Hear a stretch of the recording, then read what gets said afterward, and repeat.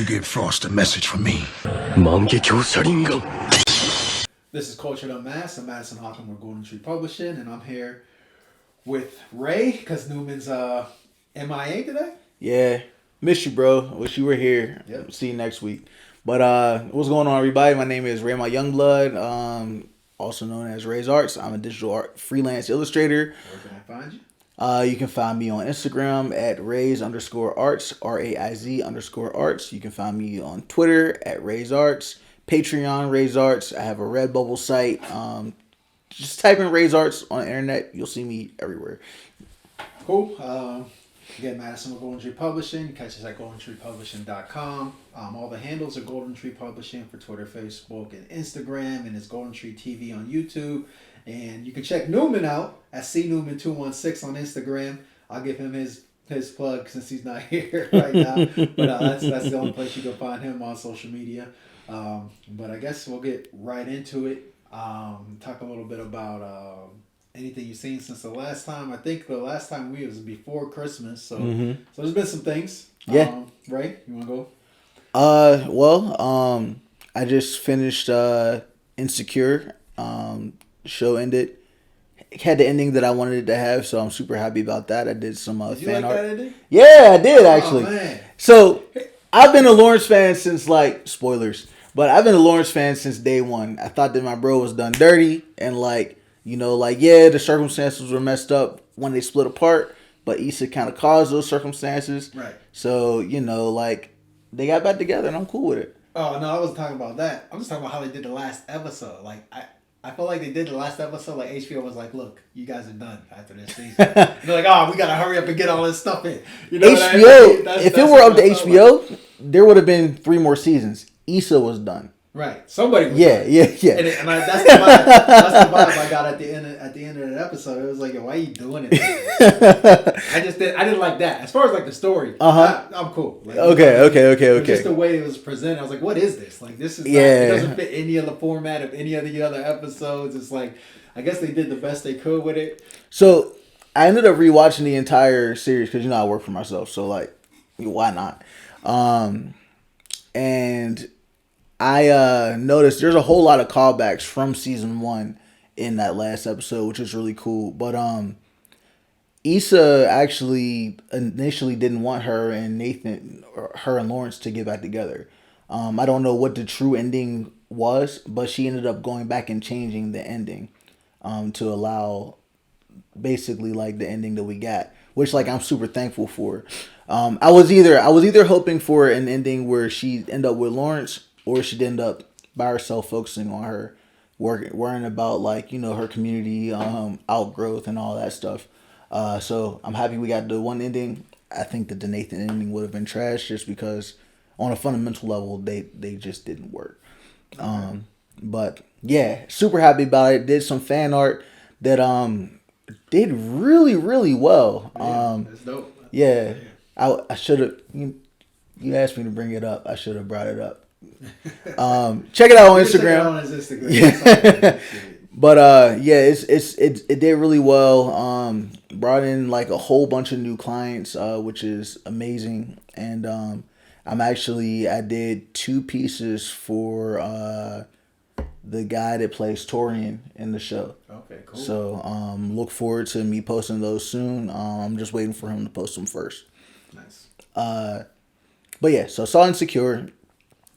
Finished Dexter New Blood, which I did some fan art for that as well. It wasn't as well received as the Insecure piece, but I also like the ending of Dexter New Blood. A lot of people don't. They're kind of super mad about it. I don't know what they expected to happen. I never seen. I never watched. Never got into Dexter. Yeah, well, it's good. I could say something that would get me canceled. Oh man, I'm not gonna say it. We'll talk about it. Yeah, off camera. I can't say it will make people upset. They're like, "What do you mean?" You know. But yeah, no, there was an ending, and it was a definitive ending, and fans don't like definitive endings when they think that a show should be picked up. Oh, okay. Yeah.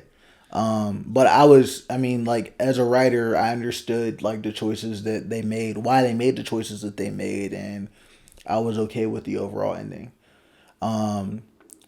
I saw Encanto because I'm 31 years old, but I'm actually 8 years old on the inside, and I I'm think gonna we just see. talked about that in Kanto Okay. on the last one. Yeah. What else? Uh, just saw West Side Story. Just for the culture. How was that? It was fine. It was beautiful. Like it's a beautiful movie. Did I it change prefer. anything from the? Yeah, Okay. yeah. I prefer the play, and I prefer.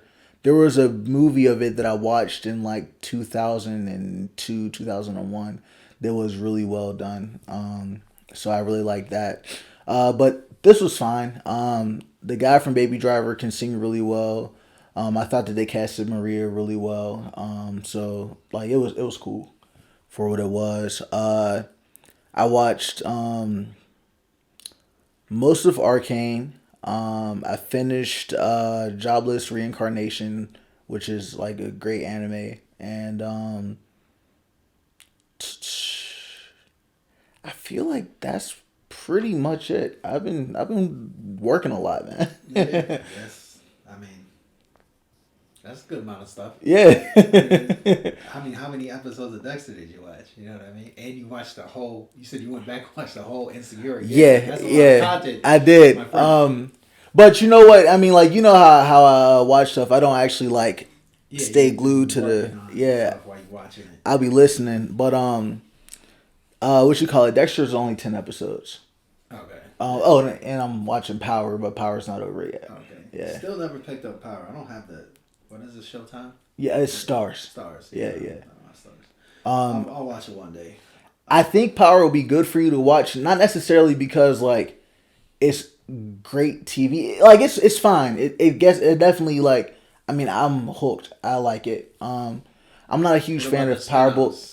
I'm not a huge fan of Power Book 3, but I think that Power Book 2 is great because it picks up where the first series ended. Okay. I'm not a fan of the Kanan spinoff, but I'm going to watch it anyway. But the most important part of Power, in my opinion, is hearing Courtney Kemp's views on the world the universe that she's created now. Like they had like this after show for the first series of Power, and they didn't allow her to get that this time around. But she does Instagram lives every week where she answers fan questions and like breaks down, like different things that you just aren't able to see anywhere else. So like to be able to just get that insight as a writer, she's an amazing person. I love her brain. I love the way that she really has everything structured. Like she's almost like how Araki is with JoJo's, except for a bunch of gangsters and killers Right. in this Stars show, and it's great. Cool. Yeah, man. I'm gonna check that out eventually, just because it's like got so much positive reviews. I just don't have the channel, but it'll be around somewhere. Yeah. Eventually, like The Wire or something like that. You know what I mean? What did you watch? Yeah. I watched The Eternals finally. Okay. What'd you think? Eh. You know, Marvel doesn't make bad movies, but I'm gonna put that down there with like the second Thor, which is not good. Yeah. It was. I hated Dark World, so. Right. I think that's the worst Marvel movie. Mm-hmm. But it's not a bad movie. Like Marvel, I feel like they didn't have any they didn't lay any eggs on anything. It's the most complex story as far as like characters, and I thought they did that. Like usually all the Marvel movies, like start to finish, you kind of know there's not a lot of how can I say character diversity, right? So I like how they did all the different personalities for the Eternals. They're all their own people. Kind of no spoilers, but there's two villains essentially in it.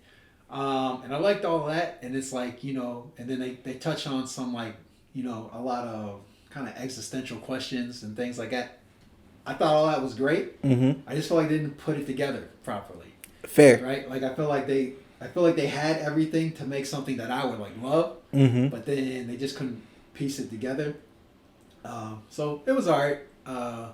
There's a lot of people that actually like are saying that they wish the Eternals was a series instead of a 3-hour movie. Might be better as a series just because of how many people are in the cast. But Yeah. even then, like I think that they tried to do that with Inhumans. the Inhumans, didn't work. Even though, granted, the Inhumans' powers are a little interesting per se. Like, I didn't watch Inhumans. like when the main character can't talk, like when the leader of the Black Bolt can't speak, like that's his power. Basically, his voice is so powerful. Like even a whisper, he could just blow a building up. Wow. Right. So like, how you gonna do that? Like, Yeah. You know what I mean? Like I think they just, and then it's like, you know, Medusa. She's got like hair powers. They got a dog that teleports. The budget would be crazy to just always have him teleporting. I think they just missed the mark on like the ability to make that a series. Do you think Disney Plus would have done a better job with it? No, I think it's just. I don't think it's good as a live action series. Do it as an animation, and then I think it'll work. Okay. Because then you can really emphasize the powers and stuff more that you can't do in live action. But yeah, I don't know if Eternals will work as a series either. I think if they can, I would go to see the second movie. Okay. I didn't go to see the first movie, but I would go to see the second movie if they did it. I think they also they kind of messed up because like the problem in the I'm trying to say everything without spoilers. Right. The problem in the movie is so big, like it's such a big like problem to solve that it's like, okay, so then where are they gonna go with this next iteration of movies that lead up to the next Endgame type thing? When they kind of just did an Endgame type thing. Right. You know what I mean? Like so it's like, where are they going to go with that? Like, I feel like because of that, Galactus is out because it would basically just be the same thing. Yep. You know what I mean? Like and that was one of my thoughts with it as well, yeah. Right. So it's like, okay, where are they going to go with it? So that was interesting too. So and I haven't seen Spider-Man yet, so I don't know if anything ties in there. I watched Arcane. You said you're only like... I'm like on... halfway through, basically. Yeah. I loved Arcane. And I hate that animation style. I thought the writers killed that thing, man. Like, it's like, you gotta get over some character turns. Things that happen in almost any writing anymore, where you kind of get, I feel like what happens is writers kind of get stuck, and they have this great story, and there's just this one spot where it's like, how do you build up to a proper character turn? And they just can't get it, so they just do it anyway. Which I feel is what happened. You know what? You probably know exactly what I'm talking about with Jinx. Yeah. Right. Yes. So like yes. I think that's exactly where I am in the series right now. Right. So there's that. But other than that, I feel like they killed it, especially for it to be like just like from a video game. Not a video game, but like, you know. No, it's a MOBA. Yeah. It's like I thought with the writing, like they didn't, you know, like I said, if you can get into like kind of more ambiguity and like just different character personalities, you got to watch the whole thing. But it's like I thought it was good. I give it a 9 out of 10. That's so interesting. Like it's definitely is garnering a whole lot of like positive praise. I was bored with where I am right now. It starts slow, for sure. Especially in the beginning. Yeah. Like the first 2 episodes. But I just felt like the writing was on point. Just like with the characters, it's like, who do you like, who do you don't like? I always like that kind of play on things. It was right in my wheelhouse, except for the animation. I'll never be a fan of that type of animation, which I think speaks to how good it was for me, like how much I enjoyed it, because I don't even like that animation style at all. I think like they would make great paintings, but I do agree with you. Like seeing that animated, it was definitely ambitious. For sure. But yeah, I do agree that like as an entire series, and that's what I think. I think the writing just carried the show, like because I'm sure they did that for budgetary purposes. I mean, that's why anybody's doing any of that anymore. Like that's why I always go back to like Castlevania, where they actually went in with the animation and just went hard. I can imagine that was millions of dollar episodes. Yeah. For that, but a lot of people are taking a shortcut. I guess even Berserk season 3 is coming out. Dragon Ball Superhero is taking that shortcut as well. Taking those shortcuts. Yeah. So I saw Arcane. Really like that. What else did I see? I still gotta finish the last season of 7 Deadly Sins. Same. I I think that might just show how into it I am now. Yeah. I think, sometimes, like I said, it's like I was gonna say, I think like I just saw Eternals. I haven't seen Spider-Man yet. I haven't watched Hawkeye, or any of that. And that's why like I think unconscious. I think I'm kind of superheroed out, and just like without even thinking about it, because there was a time where it's like, okay, if I'm going to the theaters, I'm gonna go see it in the theaters. If the show's coming out, I'm gonna go watch the show. And now it's just like I want to watch it, but if I don't get to it, it's whatever. Like, you know what I mean? Yeah. So I think I just kind of like might be like slowly just burning out. But I mean, I think that that's almost natural. Because like before, we might have got like 2 Marvel movies a year, maybe. Right. But now it's like before we even got Never finished Loki. Yeah. But what was the movie? What was that? Black Widow that came out in theaters. I haven't seen that yet. Yeah, but before Black Widow, you had to have watched, at the very least, Captain Falcon, or not Captain Falcon, but Falcon and the Winter Soldier. But like by then, WandaVision was done. Right. Loki was just picking up, and then we had Falcon and the Winter Soldier. Then we had What If, and it's just like, as much as I appreciate the amount of content out there, it does almost become overwhelming, and the amount of information that you have to know to even like pick up a new Marvel film is daunting. Right. Right. Yeah. There's like so much tied into it. Yeah. But you know what? That's probably the wave of the future, in that it's like, okay, so I mean, what's the budget on Loki? You know what I mean? It's probably not anything too crazy. I'm sure they spent good money on it. That very last episode, and they had some really good sets on there. Right. Yeah. I'm sure they spent good money on it, but it's not like movie money. Right. And so, they may be like, and I think about this, it's like they may be taking the comic book approach to it, where it's like you're going to tie all these things in, but you're going to have just the main things, which will be the movies. Mm-hmm. Right? And so it's like we'll have a set audience of people who are just going to want to watch Hawkeye. And it's not going to be a huge, amount of people, but it'll be enough. That'll be a property we can count on. We can sell the merchandise to whatever, right. TV, or just have people keep their Disney Plus subscription. Right. So like I think that kind of might be the approach, where it's like there's so many, like, there's DC and Marvel have these huge catalogs of characters, and they still make comic books for them, but they know that this it's gonna only sell so many, versus like we know Spider-Man's gonna sell a million, which is Spider-Man's always the top selling comic every year. You know what I mean? Like it is what it is. But like it's I think they might be taking that approach. But like I said, like the fact that I haven't seen a lot of these things, I think it's just like I'm not that interested anymore in them as I was before. I'm trying to think if there's anything else to say. Oh, I saw that Reminiscence with Hugh Jackman. How was that? It is not bad. Okay. It's not bad. It's really a mystery. It's a mystery movie, set in the future. Were you able to figure out the mystery before the third act?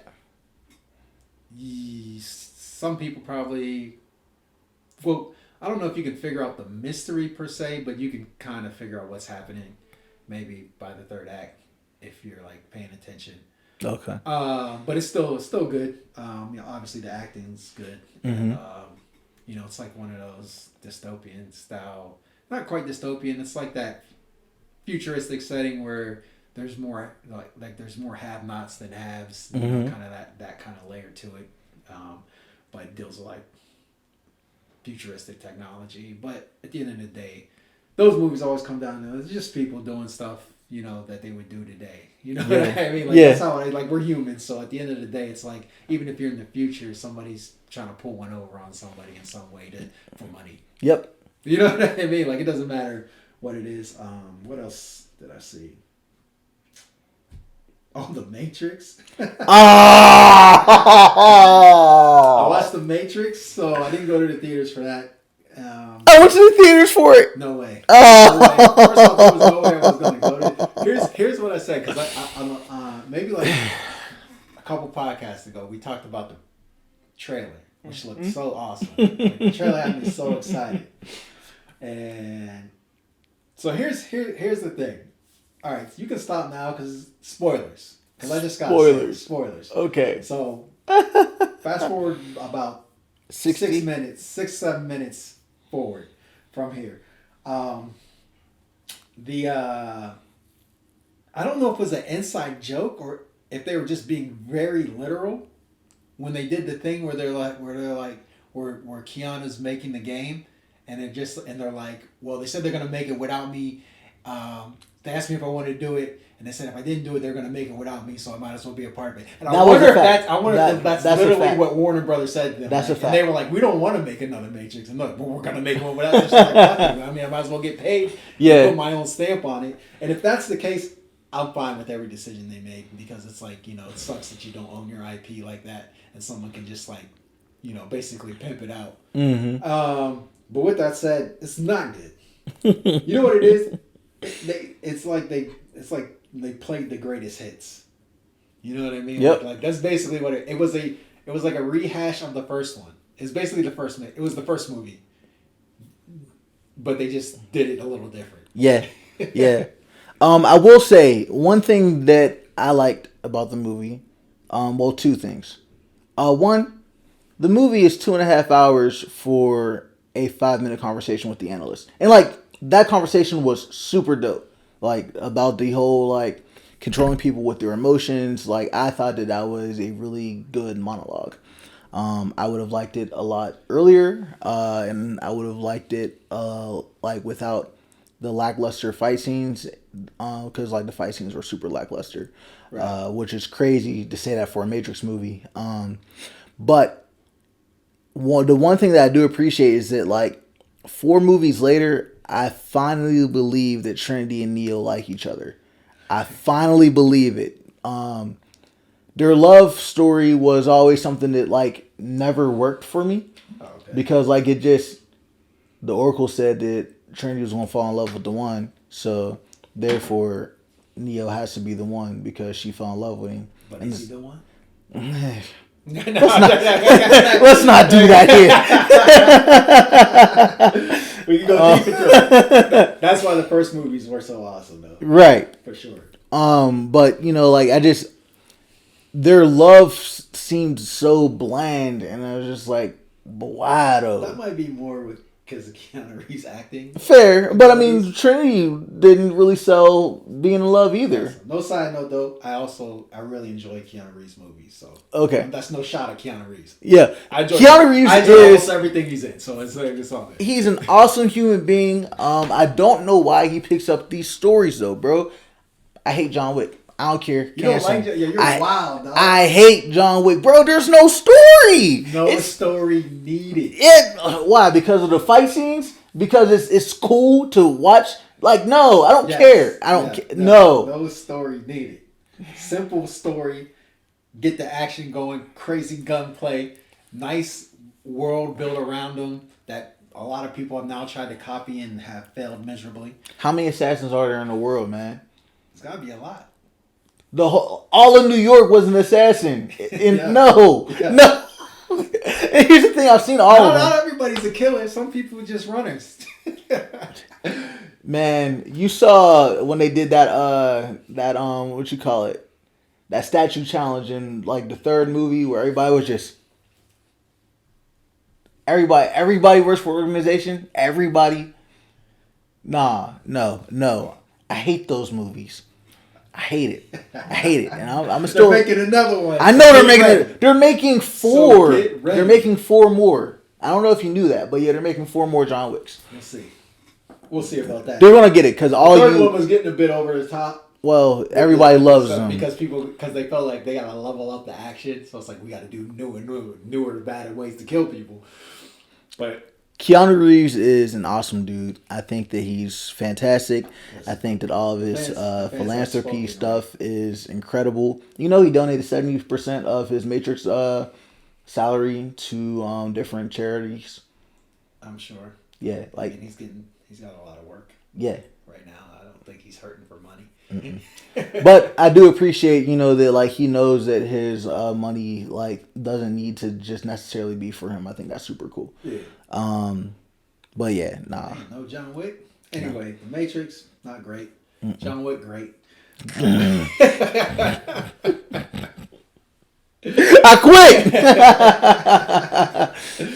No, but we'll see how the fourth one does. They're stretching it at this point. But I thought all three were great. I just love the action. There isn't a lot of story to it, but it's a simple story. It's a revenge, and then it's like it never ends because you can't get out the game, man. I enjoy it. Dang, what else? The Matrix. I scrubbed that movie from my memory. I can't believe you brought it back. It's just disappointing to say the least on that one. But hey, Warner Brothers is gonna make it without him. That's true. I guess they figured they might as well get that check. So I'm not mad at them for that. Anything else? I think that's about it for what I've seen. Anything coming up? Nope. That's it. I'm looking forward to some new anime. Yeah. Demon Slayer, Attack on Titan. They're both out. Yeah, but I'm gonna wait. Okay. I have to wait a little. Look, the episodes build up a little bit. Yeah, I'm not caught up in Demon Slayer. I'm gonna definitely catch up. I think I'm behind like 3 or 4 episodes, which is really crappy because my cousin Caleb, who watches these, wanted us to start hanging out on Sundays to watch Demon Slayer. So I'm sorry, bro. I'll catch up. Just give me a minute. But yeah, no, I think Demon Slayer is going to shape up to be a pretty decent season. They are changing the ending for Attack on Titan. Yeah, that was. I think they confirmed that a while ago. Yeah, we're all upset about it, but since I didn't read the manga, I don't know what the original ending is. Yeah, I don't want to know until I watch the anime ending. Then I'm gonna go back and probably grab the last like 3 volumes and just read through them to see what they did. I don't like where they're going with it. That's right, but I still but because. Just first off, just because the homie Levi is such a beast. Yeah. I watched the show just for Levi. He's a monster.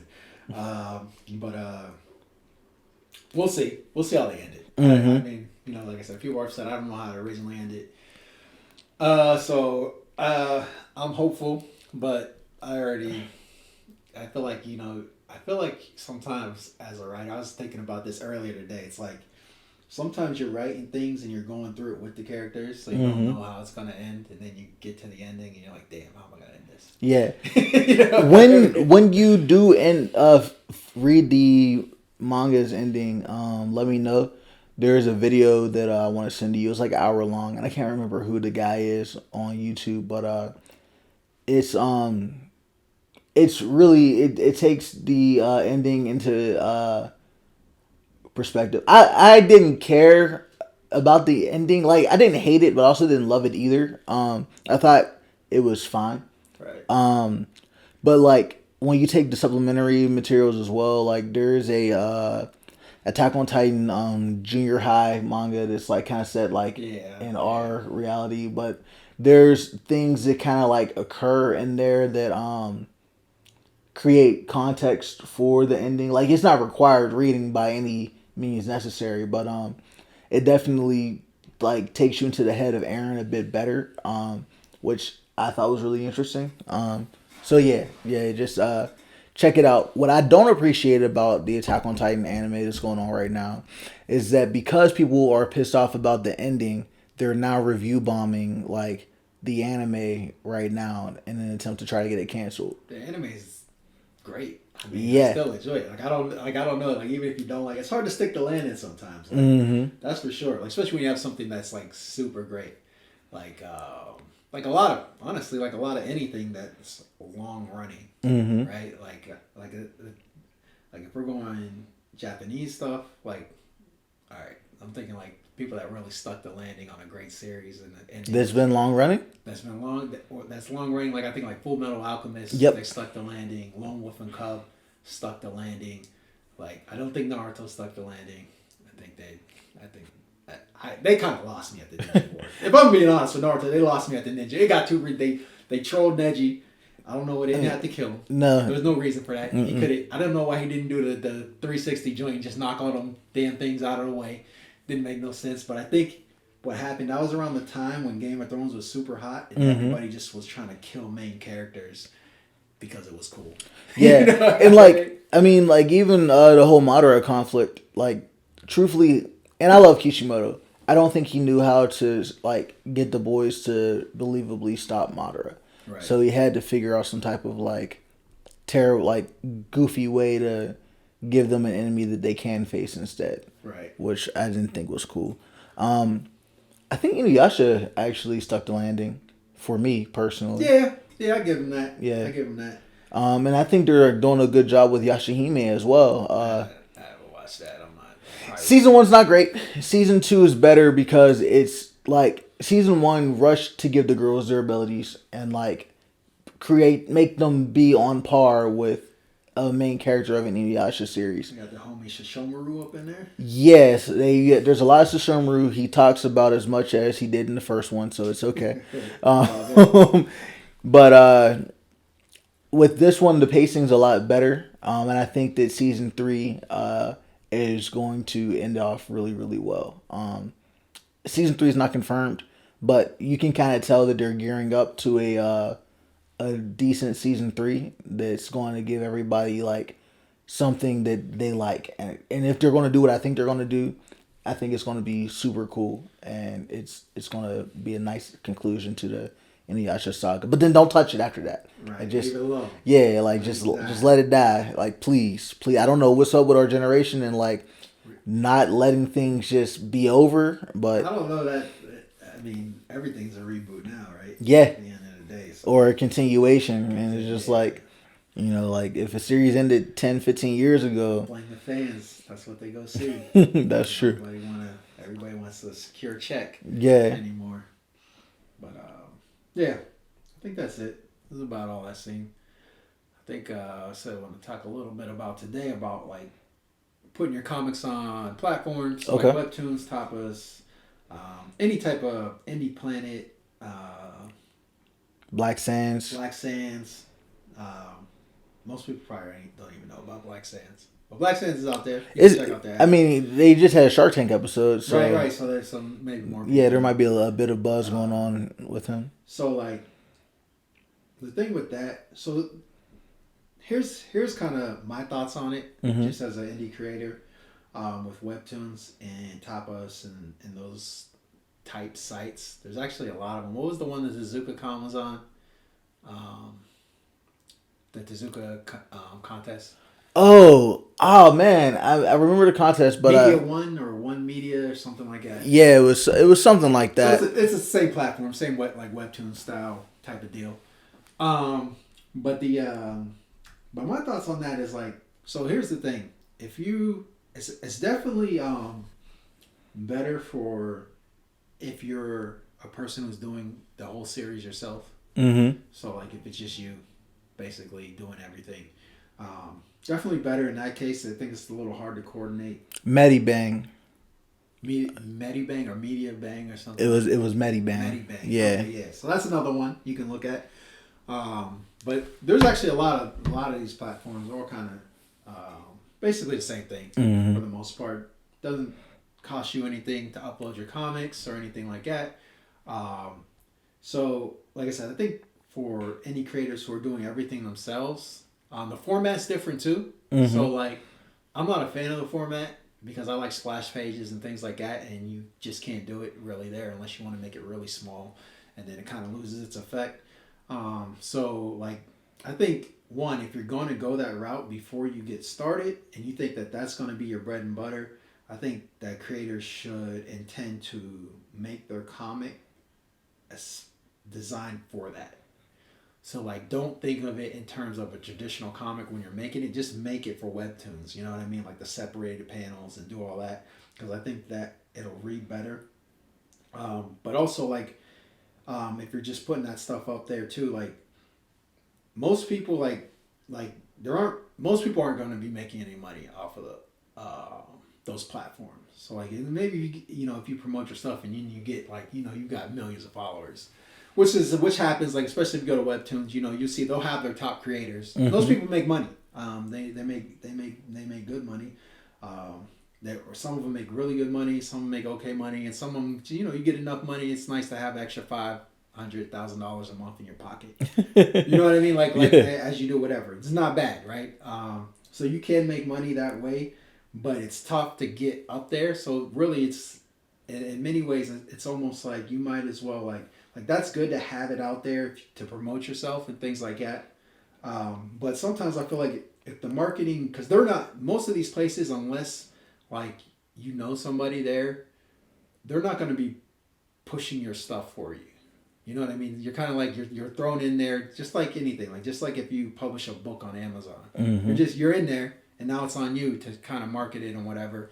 And then if it gains some traction, then they have more incentive to push you because then they want to make money too. Right. Right. So like a lot of the marketing you would put towards that platform, I almost feel like you could put that towards yourself and have it on your own website, have it on a Patreon, or do things that way. Especially if you're doing an ongoing series. Like Patreon's perfect for that. Like I would love to do a Patreon, but because of the, I'm doing like basically limited series, so I don't have something to put out every month. Right. Or every week. If I did, then I would do a Patreon. You know what I mean? But I would say like that's kind of more the approach that I think people should start out with. And then you can maybe use Webtoons and Tapas and those things as supplemental promotion. As supplemental promotion, basically. Like, hey, you can check out this comic for free. Here, click the link. You should on Webtoons and Tapas and stuff. It's all you. Like, you know what I mean. You don't have to give up any ownership on anything like that. Nobody owns any of your stuff. You're not necessarily obligated. I don't think Webtoons or Tapas are exclusive either. If you put up on Webtoons, you can put it up anywhere else. Black Sands, I think you were saying that they might want exclusive. I didn't see that, but if they do, that's a little different because you definitely want to sell your comics yourself too. So I would be wary of anything that is exclusive, especially if it's if you're trying to get as much reach as possible. It's one thing if it's like Marvel wants you to put your stuff up on their site and they're like, we don't want you. Okay. Right. You know what I mean? You're like, Marvel. Yeah. Yeah. You know what I mean? You get a call from like, Kodansha or something like that. Or like, was it Seven Sales, Biz Media, any of those things. Yeah, like, you get a call from them yeah. and they're like, we want to put your stuff up on our site, but it's exclusive. Okay. Right. But for like Webtoons and Tapas where you're kind of just thrown into the mix and then it's like, fight it out. I would say you wouldn't want to do anything that's exclusive. But with that said, they can be a really good tool to promote your stuff. To let people see what you can do, or even just to show people that you're consistent with what you're doing. In that sense, I think that they can be really good. And I was talking to somebody about this. Like it's almost like anything else where when it comes to comics, it's like, you gotta kind of promote yourself, and you gotta get out there and put your stuff out there because, especially in the indie circuit, honestly, the people making the most money in indie comics aren't the best creators by any stretch, really. Like, they're good, obviously, like they're good, but it's like there's better artists, there's better storytellers that I've read and things like that have no traction. Yep. But it's like they're not doing the marketing part of it, like the business part of it. And so nobody knows, right? It's like you could have the restaurant with the best food, but if nobody knows where your restaurant is or nobody knows you exist, they're not going to just show up like magically. Like you got to put the marketing in. And it's the same with like Webtoons when you're trying to fight your way through all of these. And the one thing I would also say too is if you're doing that, have like 6, 7, 8, 9 issues or chapters lined up before you even get started. Because it's like YouTube, it's like anything streaming or social media nowadays.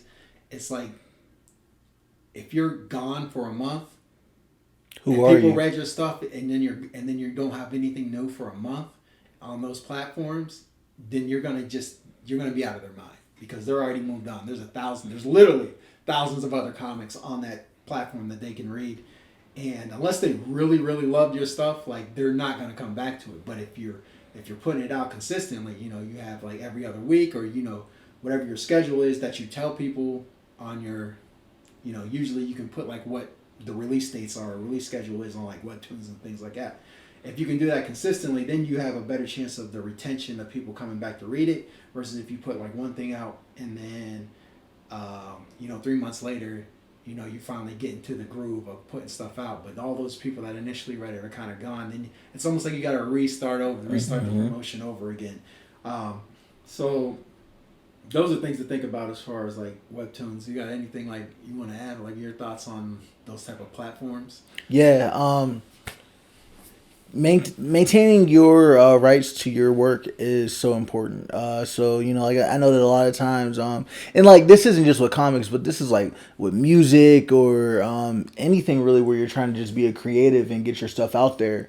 You really want to own as much of it as possible. But like what you said about people not necessarily knowing the business side of things is so true. There are so many artists out there that do high quality work, but if you don't have like a business mindset or have if you don't have the mindset to treat your art like it's a business, then you might want to look into working with someone that can do the business side of things. Of course, usually that means that you have to have some level of capital in order to be able to pay for that. Right. But it's so important because like you have to do both. You can't just be out there. Oh well, I'm gonna just drop once a year because like then you'll never be able to gain the traction that you need to keep yourself alive in this industry. Right.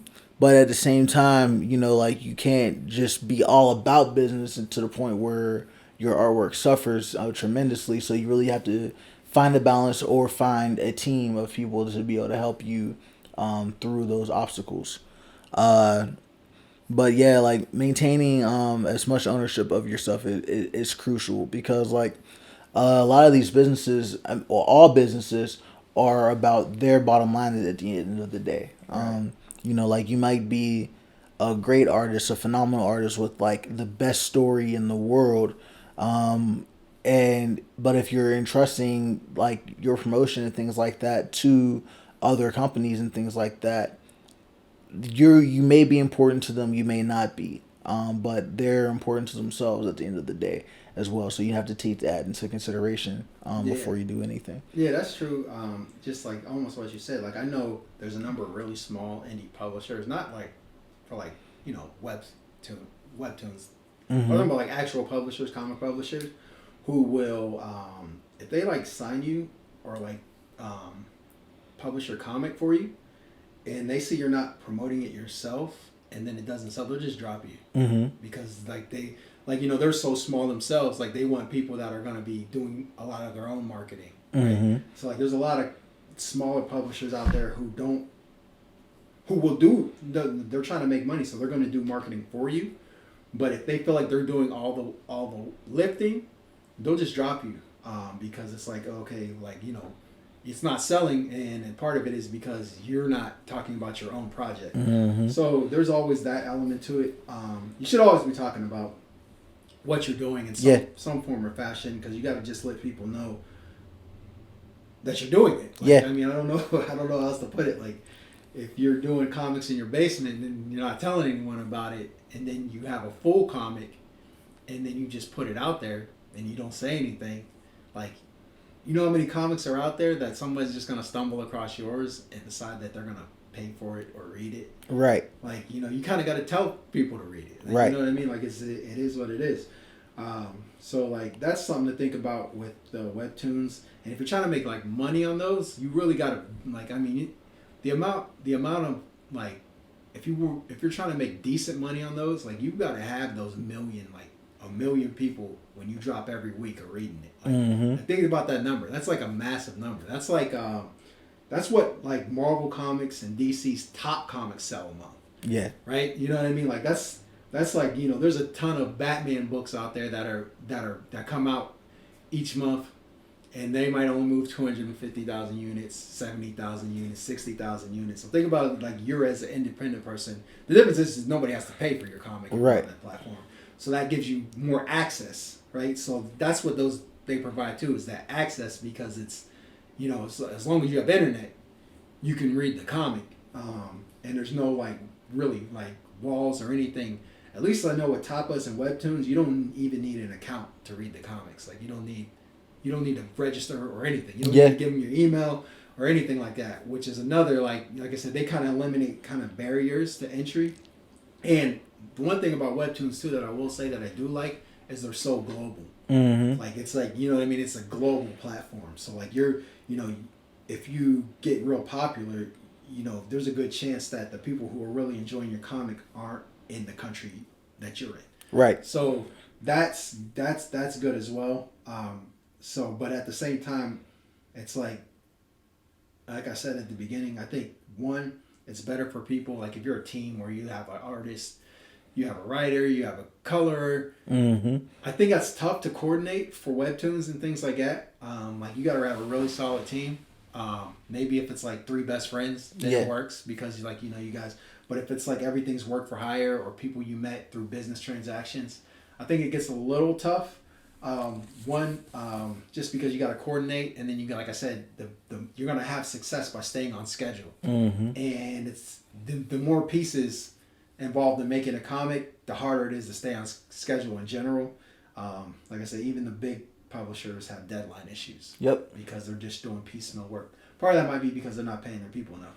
But that's a whole nother that's a whole nother topic. Mm-hmm. But yeah, those are kind of my thoughts on it. You did touch on something. Maybe we'll touch on this on the next podcast. Okay. We kind of talked about this a little off camera, but just talking about when you're promoting yourself, right? I think it'd do service to talk about people who promote using angles. Yeah. You know what I mean? Yeah. Like because there's a lot of that going out, and honestly, a lot of those people are making a lot of money. I just wonder sometimes how long that's gonna last for them. Yeah. You know what I mean? But we can talk about that maybe on the next podcast. I think that'll be a good topic. Awesome. I'm glad you said that because I was definitely about to go in on promotions. But I can tell you guys about that on the next one as well. Yeah. Yeah, for sure. But I think that's basically all I have to touch on that. Anything else you want to add? Your thoughts on Nah, man. The next thing I wanted to add, it'll be on the next episode. Yeah, we'll talk about that. That'll be an interesting I think podcast. Mm-hmm. You want to tell me where they can find you at? Yeah, you can find me on Instagram at Rays_arts, Patreon Rays Arts all one word, Twitter Rays Arts all one word. You have a Redbubble site and then there's RaysArts.com too. Cool. Any shout outs? Yeah, give me just 1 second. Cool. Well, while you do that, I'll tell people where to find myself at, which is GoldenStreetPublishing.com, and you can pick up our books, King of Sweden, everything behind me there, King of Sweden, Unicorn Melee, ETA, 1 and 2 and 3 soon. Just waiting on the proofs to come back from that. So it's excited to get that out this year. And then you can catch us at Instagram, Facebook, all that, Twitter, Golden Tree Publishing, and it's Golden Tree TV on YouTube. Ray, look, are you ready? Yep. There's an artist. His name is Nuff101 on IG. He does like stylized anime drawings, as well as stylized just standard comic book characters as well. One of my favorite pieces of his is this drawing he did of Gogeta, super stylized. It looks really, really cool. It's like super deformed, but the way that he colors Super Saiyan Gogeta, or Gogeta, I'm tripping, Gotenks, not Gogeta. But the way that he colors Gotenks is just, it's awesome. Check him out. Cool. And I'm going to give a shout out to Harold Edge, Blue Lines on Instagram. You can check out his artwork. Really dope artist. He's got a number of projects, so if you go to Comixology or whatever and type his name in, you can see some of the comics he's done, some Western stuff. Really kind of a non-traditional approach to his character creation, but you can check him out as well. But I think that's about it. So until next time, peace. Peace.